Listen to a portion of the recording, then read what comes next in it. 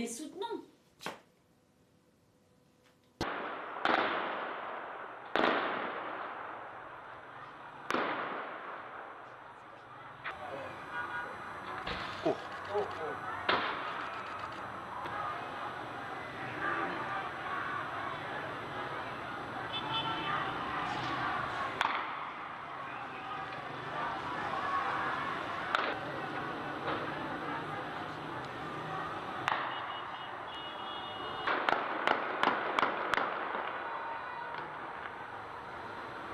La première chose que je fais le matin, c'est que j'allume mon portable pour savoir, mon Dieu, qu'est-ce qui s'est passé? Est-ce qu'il y a eu des pendaisons? Est-ce qu'il y a eu encore des morts?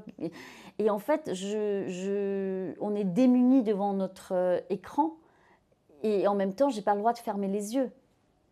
Parce que je n'ai pas le droit de rester dans l'ignorance. Si je veux interpeller mes compatriotes français, il faut aussi que je puisse leur dire ce qui se passe.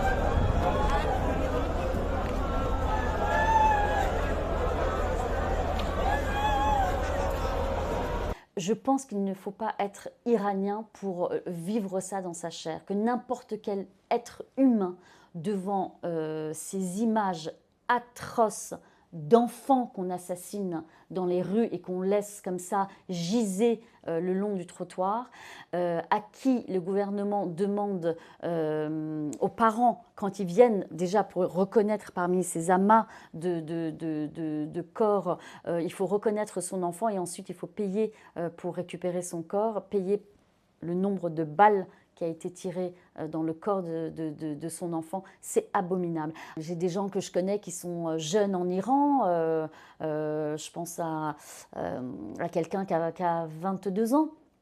Donc lui, je me demande à chaque fois, est-ce qu'il est sorti, est-ce qu'il est allé manifester, est-ce qu'il est rentré?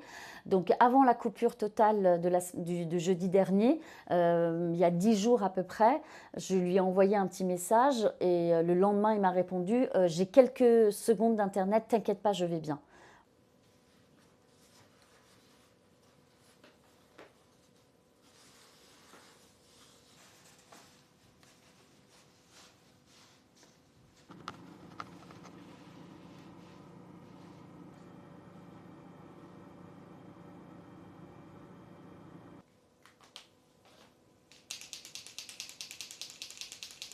Les Iraniens demandaient à chaque personne à l'étranger qu'ils connaissaient, enfin j'ai reçu plusieurs messages Instagram, etc., via les réseaux sociaux, soyez notre voix.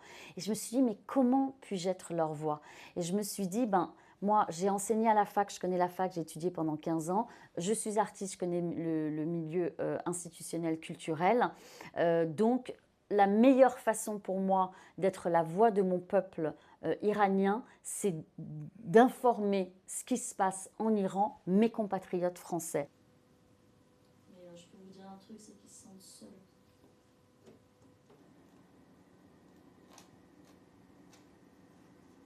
Je pense que je le sens très jeune. Mais aujourd'hui, les Iraniens, il n'y a pas d'eau, les conditions économiques sont dramatiques avec l'inflation, ils ont faim, il faut le dire, il y a une pollution extrême et ils n'en peuvent plus, c'est-à-dire que sur tous les côtés, ils se sentent complètement étranglés, ils sont dans un étau. Et ce qui est extrêmement touchant, c'est que c'est cet espoir que j'ai l'impression que nous donnent aussi nos compatriotes à l'intérieur du pays. C'est eux qui nous donnent de l'espoir. Et nous, on a envie de les étayer, mais ils sont tellement... quand j'ai parlé à une de mes cousines hier, puisqu'elle est sortie d'Iran, elle m'a dit cette phrase. Elle m'a d'abord dit « ça veut dire c'était vraiment, vraiment pas bien. Et elle m'a dit une chose, mais vraiment j'en ai des frissons quand je vous le raconte. Elle m'a dit « tu ne peux pas t'imaginer comme les gens sont tous beaux. Comme ils sont... » Elle m'a dit qu'en fait, tout le monde est beau parce que tout le monde dans la rue prend soin de l'autre.